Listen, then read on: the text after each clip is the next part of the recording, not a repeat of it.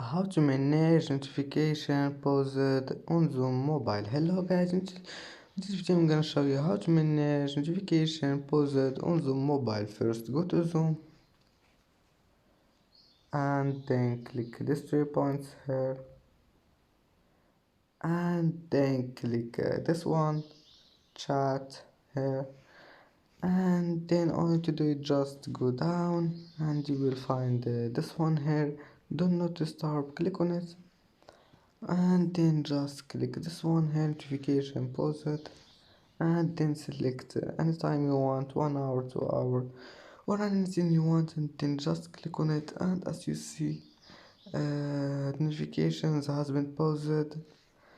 And that's it for today's video. If you like this video, don't forget like and subscribe, and see you in the next video.